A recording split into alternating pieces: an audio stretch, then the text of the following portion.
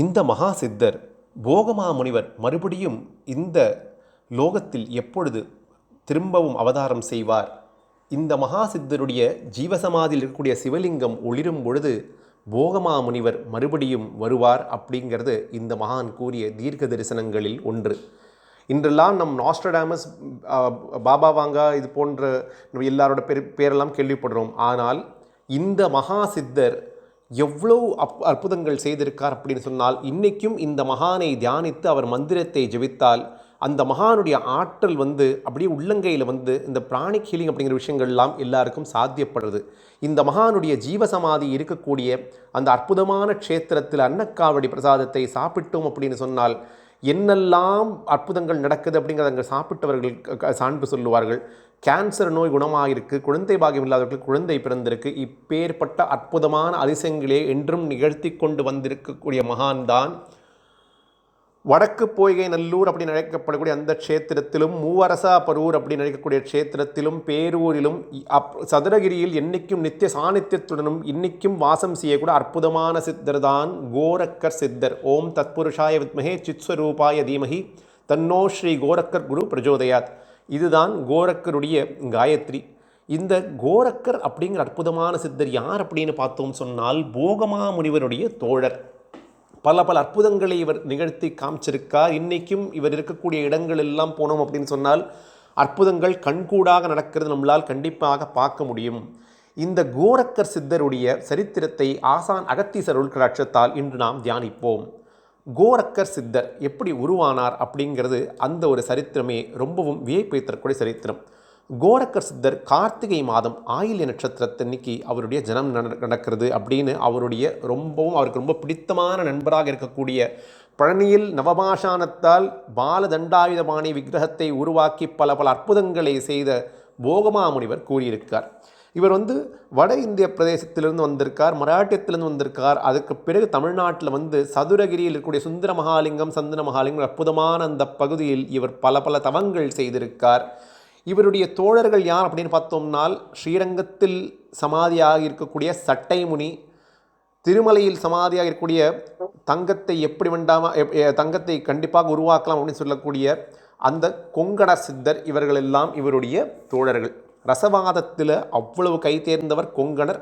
தாராபுரத்து பக்கத்தில் போனோம் அப்படின்னு சொன்னால் கொங்கணர் சித்தருடைய ஆலயம் இன்றைக்கும் இருக்குது. அங்கே அவரோட சாநித்தியம் பரிபூர்ணமாக இருக்குது. இந்த கோரக்கர் சித்தர் எப்படி உருவானார் அப்படின்னு பார்த்தோம்னால், ஒரு முறை சிவபெருமான் கடற்கரையில் உமாதேவிக்கு தாரக மந்திரத்தை உபதேசம் செய்து கொண்டிருக்கார். அப்பொழுது அம்பிகை கண்ணயர்ந்தாள் அப்படிங்கிறதெல்லாம் இது இறைவனும் இறைவியும் சேர்ந்து பண்ணக்கூடிய ஒரு விளையாட்டு. எதற்காக இந்த திருவிளையாடல் எல்லாம் நிகழ்த்தப்படுறது அப்படின்னு சொன்னால், இந்த பூ உலகில் கோரக்கர் அப்படிங்கிற அற்புதமான மகா சித்த புருஷர் உருவாக வேண்டும் அப்படின்னு அம்மையப்பர் நினைத்த காரணத்தினால் இந்த விஷயமெல்லாம் நடக்கிறது. சிவபெருமான் உரைத்து கொண்டிருந்த அந்த தாரக மந்திரத்தை என்ன பண்ணுறது, அம்பாள் கண்ணயர்ந்துட்டா அப்படின்னு சொன்னால், அங்கே இருக்கண்ணி எப்பொழுதாவது கண்ணயர்வாளா, இல்லை முக்கண்ணன் தான் கண்ணயர்வாரா? அங்கு ஒரு மீன் குஞ்சு வந்திருக்கு. அந்த மீன் குஞ்சு என்ன பண்ணுறது அப்படின்னால், சிவபெருமான் சொல்லக்கூடிய அந்த தீட்சையை அப்படியே தனக்குள்ளே அது வாங்கி கொண்டே இருக்குது.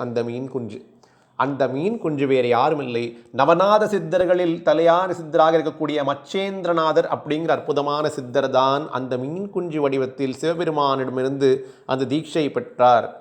மச்சேந்திரர் அப்படியே தவம் புரிந்து பெரிய சித்தராக ஆயிடுறார். இவர் ஊராக போய் என்ன பண்ணுறார், யாசகம் எப்பொழுதாவது கேட்பார். யாசகம் எதற்காக கேட்பார் அப்படின்னு சொன்னால், அந்த யாசகம் யார்கிட்டேருந்து வாங்குறாரோ அதோடு சேர்த்து அவளோட கர்மவினையும் சேர்ந்து வாங்கிக் கொள்வாராம் இந்த மகத்தான மகானாகப்பட்ட மச்சேந்திரநாதர்.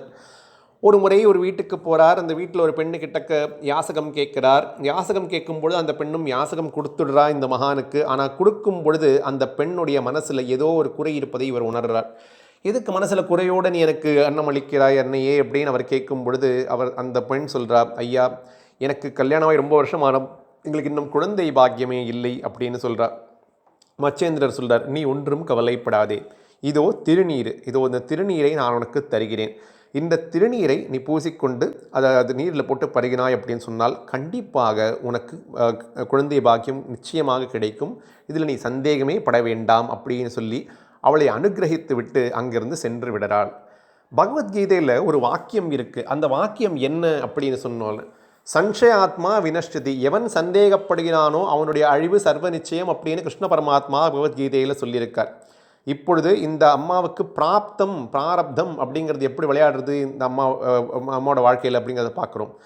இந்த அம்மாவுக்கு அந்த திருநீர் கிடச்சது அல்லவா, அவள் என்ன பண்ணா, இந்த அம்மா அதை அவங்க அந்த சுவாமி மேலே வாரத்தை போட்டு எடுத்துகிட்டு இருக்கணும் அல்லவா, அப்படி அந்த அம்மா செய்யவில்லை. பக்கத்து வீட்டில் இருக்கக்கூடிய பெண்மணி கிட்டக்க போய், நான் இன்று ஒரு மகானுக்கு யாசகம் கொடுத்தேன், அந்த மகான் அவர் என்ன கஷ்டம் என்னன்னு கேட்டார், நான் இதை கொடுத்து விட்டேன். உடனே அந்த அம்மா சொன்னால், இல்லைம்மா இதில் ரொம்ப ஆபத்தான விஷயம், ஒருவேளை அவர் ஒரு தப்பான சித்தராக இருக்கலாம், இல்லை ஒருவேளை ஒரு போலீஸ் சாமியாராக கூட இருக்கலாம், இது வசிய விபூதியாக இருக்கலாம், என்னன்னே தெரியாதே, இதில் ஏதாவது ஆபத்து ஒளிந்திருக்கலாம் அல்லவா, இப்பொழுதெல்லாம் யாரை நம்ப முடியும் அப்படின்னு சொல்லி விதி அந்த பக்கத்து வீட்டு பெண்மணியின் ரூபத்தில் இந்த அம்மாவின் வாழ்க்கையில் விளையாட ஆரம்பிக்கிறது.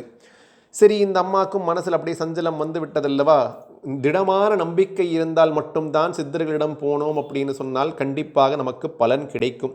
நம்ம எச்சம்மாளுடைய வாழ்க்கை சரித்திரத்தெல்லாம் படித்தோம் அப்படின்னு சொன்னால் நமக்கு ஒரு லௌகிகமான காரியம் நடந்தால் தான் சுவாமி மேலே பக்தி வச்சுருக்கோம் அப்படிங்கிற அந்த ஒரு எண்ணம் நமக்கு விட்டு போகும். வைராக்கியம்னா என்ன அப்படிங்கிறது தெரியும். இப்போது இந்த அம்மா என்ன பண்ணுறா, சரி இந்த பெண்மணி தான் சொல்லிவிட்டாளேன்னு சொல்லிட்டு அடுப்புக்கு அடுப்பு அறையில் போயிட்டு என்ன பண்ணுறா இந்த அம்மா, அந்த விபூதியை அந்த அடுப்புக்கிட்ட அப்படியே போட்டு விட்டுறா இந்த அம்மா. அதோட விஷயம் முடிஞ்சு போச்சு. இப்படியே 16 ஆண்டு காலங்கள் செல்கின்றன. 16 ஆண்டு காலங்கள் சென்ற பிறகு என்ன நடக்கிறது அப்படின்னு பார்த்தோம்னு சொன்னால், இதே மகான் மச்சேந்திரநாதர் அதே ஊருக்கு யாசகம் கேட்டு மறுபடியும் வரார். குடுமா, எனக்கு யாசகம் குடுமா, எங்கே உன் குழந்தை எங்கம்மா, நான் தான் உனக்கு விபூதி கொடுத்துருந்தேனே, உனக்கு குழந்தை கண்டிப்பாக கிடச்சிருந்துருக்கணுமே அப்படின்னு, உன்னோட மகனை நான் பார்க்க வேண்டும், அவனை அழைத்து வா அப்படின்னு சொல்லும் பொழுது இந்த அம்மா என்ன சொல்கிறா, சுவாமி என்னை தாங்கள் மன்னித்து விடுங்கள், தாங்கள் ஒரு போலியான துறவி அப்படின்னு நினச்சேன், பக்கத்து வீட்டு அம்மா அவரோட பேச்சை கேட்டேன், நான் விபூதியை எடுத்து இதில் போட்டேன், அடுப்பில் போட்டுவிட்டேன் சுவாமி, என்னை மன்னித்து விடு அப்படின்னு சொல்லி மச்சேந்திர சொல்கிறார். எல்லாம் இறைவனுடைய சித்தம் பிரகாரம் தான் நடக்கும். சரி, அந்த விபூதியை நீ எங்கே கொட்டினா அப்படிங்கிற இடத்தை எனக்கு காண்பிப்பாயா அப்படின்னு கேட்கும் பொழுது, கண்டிப்பாக சுவாமி இதோ பாருங்க இந்த அடுப்பங்கரையில் தான் போட்டேன் அப்படின்னு சொல்லி காமிக்கும் பொழுது அந்த அடுப்பு கிட்டக்க இந்த மகான் போகிறார் மச்சேந்திரநாதர். மச்சேந்திரநாதர் போயிட்டு அந்த கோதாறு அடுப்பு அப்படிங்கிற அந்த அடுப்போடைய பேர், அந்த சாம்பல் இருக்குது, அந்த சாம்பலிலிருந்து கோரக்கா அப்படின்னு கூப்பிடுறார். கோரக்கான்னு கூப்பிட்ட அடுத்த க்ஷணமே அங்கிருந்து 16 வயதுடைய ஒரு அற்புதமான பாலகன் திருநீர் அணிந்து சர்வ சைத்தன்யங்களுடனும் லட்சணங்களுடனும் அப்படியே அந்த சிவத்தன்மை அந்த முகம் முழுவதும் அப்படியே அந்த பேராற்றலுடன் ஜொலித்து கொண்டு வெளியே வந்தார் ஒரு அற்புதமான பாலகன். அந்த பாலகர் தான் கோரக்கர் சித்தர். இப்போ நம்ம பார்க்குறோம், அதாவது கோரக்கர் சித்தருடைய ஜனனம் இப்பொழுது நடந்து அவர் 16 வயது பாலகனாகவே வெளியில் வந்துட்டார். இப்பொழுது தான் அந்த பெண்ணுக்கு புரிஞ்சது, சரி நம்ம நம்மளுடைய பிராப்தம் அவ்வளோதான், இப்பேற்பட்ட ஒரு அற்புதமான மகானுக்கு அன்னையாக இருக்கலாம், அந்த பாக்கியத்தை நாம் இழந்து விட்டோமே அப்படின்னு சொல்லி அந்த அம்மா வருத்தப்படுறா. இப்போ என்ன ஆறுது, கோரக்கர் மச்சேந்திரர் கிட்டக்க சிஷ்யராக சேர்றார். மச்சேந்திரர் கிட்டக்க சிஷ்யராக சேர்ந்து மச்சேந்திரர் அவருக்கு எல்லா விஷயங்களும் சொல்லித்தரார். குரு பக்தினா என்ன அப்படிங்கிறத காமிக்கிறார். சிவபக்தினா என்ன, உண்மையான சிவபக்தினா என்ன அப்படிங்கிறத காண்பித்தவர் யார் அப்படின்னு பார்த்தோம் சொன்னால், சாக்ஷாத் ஸ்ரீ கண்ணப்ப நாயனார் திருக்காலஹஸ்தியில் காமிச்சிருக்கார். குரு சிவபக்தினா என்னன்னு சொல்லிட்டு சிவபெருமானுக்காக தன் கண்ணையே எடுத்து சிவபெருமானுக்கு சமர்ப்பணம் செய்தார். கோரக்கர் என்ன பண்ணுறார் அப்படிங்கிறத பார்ப்போம். மச்சேந்திரருக்கு இவர் என்ன பண்ணுவார்னா, வீடு வீடாக போய் யாசகம் எடுத்து கொண்டு தன் குருவுக்கு உணவு கொடுப்பார். இப்படியே நடந்து கொண்டு இருக்குது. ஒரு நாளைக்கு என்ன ஆகுது அப்படின்னால், ஒரு வீட்டில் வடை கிடைக்கிறது. வடைங்கிறது ரொம்பவும் ஒரு அற்புதமான பதார்த்தம், எல்லாருக்குமே ரொம்பவும் பிடித்த விஷயம் அது. இந்த குருவுக்கும் அது ரொம்ப பிடித்தது போல் இந்த குரு அன்னைக்கு அவர் ஒரு நாடகம் ஆடுறார். இந்த வடை அற்புதமாக இருந்தது, எனக்கு ரொம்பவும் பிடித்தது கோரக்கா அப்படின்னு சொல்லி கோரக்கரை பாராட்டுறார்.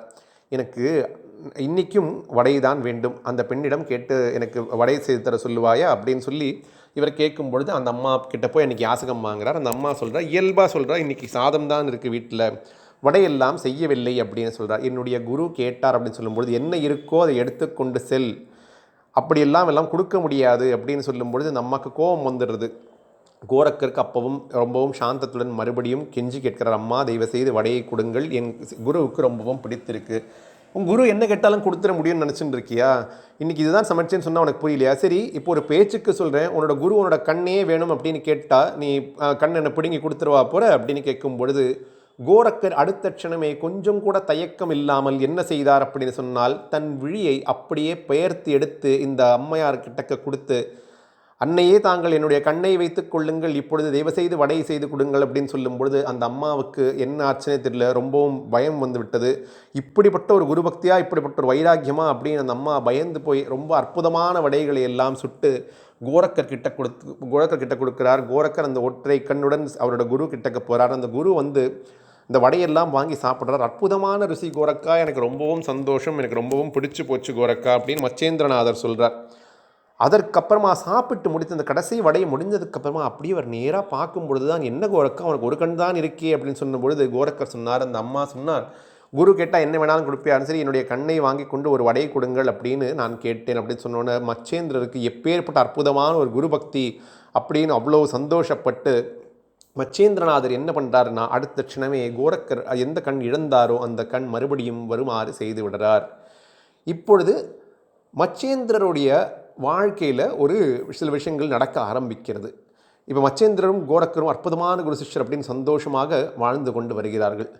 இப்பொழுது மச்சேந்திரருடைய விதிப்பயனால் மச்சேந்திரருடைய வாழ்க்கையில் சில விஷயங்கள் நடக்க ஆரம்பிக்கிறது. அது என்ன அப்படின்னு பார்த்தோம்னால், மச்சேந்திரநாதர் கேரளா, அதாவது மலையாள நாட்டுக்கு போயிடுறார். அங்கே இருக்கக்கூடிய அரசியை மணந்துடுறார். அவர்களுக்கும் அந்த அரசிக்கும் ஒரு குழந்தை பிறந்து விடுறது. இது கோரக்கர் வந்து புரிஞ்சிடுறது, ஓ நம்ம குருவை எங்கே தேடிட்டு இருந்தோமே, இப்போ இந்த மலையாள நாட்டில் தான் இருக்கார், இப்போ இந்த அரசராக வாழ்ந்து கொண்டு வரார், சரி நம்ம குருவுக்கு நம்ம போய் மறுபடியும் குருவை மீட்க வேண்டும் அப்படின்னு இவருக்கு புரியுறது. இவர் என்ன பண்ணுறாருன்னா, மச்சேந்திரர் இருக்கக்கூடிய அந்த இடத்துக்கு போயிட்டு கோரக்கர் சொல்கிறார், குருவே தாங்கள் மறுபடியும் வாருங்கள், நாம் இருவரும் சென்று விடலாம் அப்படின்னு சொல்லும் பொழுது அந்த அரசி என்ன பண்ணுறான்னா, அரசே தாங்கள் போகும்பொழுது உங்களுக்கு ஏதாவது வேண்டும் அல்லவா அப்படின்னு சொல்லிட்டு